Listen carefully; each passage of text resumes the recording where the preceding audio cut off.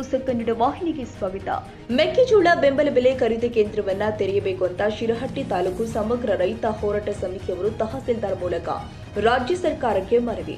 ಶಿರಹಟ್ಟಿ ಪಟ್ಟಣದ ತಹಸೀಲ್ದಾರ್ ಕಚೇರಿಯಲ್ಲಿ ಗೋವಿನ ಜೋಳ ಬೆಂಬಲ ಬೆಲೆ ಹಾಗೂ ಖರೀದಿ ಕೇಂದ್ರ ತೆರೆಯದಿರುವ ರಾಜ್ಯ ಸರ್ಕಾರದ ವಿರುದ್ಧ ಸಮಗ್ರ ರೈತ ಹೋರಾಟ ಸಮಿತಿ ವತಿಯಿಂದ ಹಮ್ಮಿಕೊಂಡ ಹೋರಾಟ ಗೋವಿನ ಜೋಳದ ಬೆಂಬಲ ಬೆಲೆಯಲ್ಲಿ ಸರ್ಕಾರ ಮಲತಾಯಿ ಧೋರಣೆ ತೋರಿಸ್ತಾ ಇದೆ.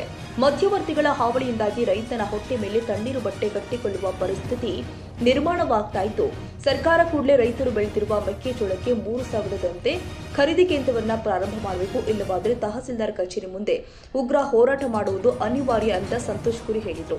ಶಿರಹಟ್ಟಿ ತಾಲೂಕಾ ಸಮಗ್ರ ರೈತ ಹೋರಾಟ ಸಮಿತಿ ವತಿಯಿಂದ ಇಂದು ಮೆಕ್ಕೆಜೋಳದ ಬೆಂಬಲ ಬೆಲೆಯನ್ನು ಪ್ರಾರಂಭಿಸಬೇಕು.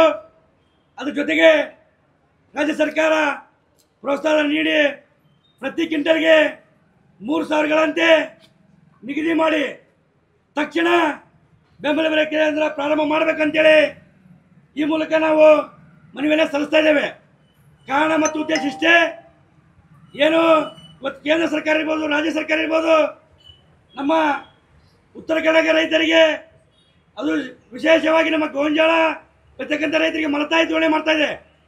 ಯಾಕೆಂದರೆ ಅವರ ಮನಸ್ಸು ಇಚ್ಛೆ ಯಾವಾಗ ಬೇಕಾವಾಗ ದರ ನಿಗದಿ ಮಾಡೋದು, ಯಾವಾಗ ಬೇಕಾವಾಗ ಕೇಂದ್ರ ಪ್ರಾರಂಭಿಸಿ ಅಂತ ಹೇಳೋದು, ಇದು ರೈತರ ಜೊತೆ ನೀವು ಮಾಡ್ತಕ್ಕಂಥ ಚೆಲ್ಲಾಟ.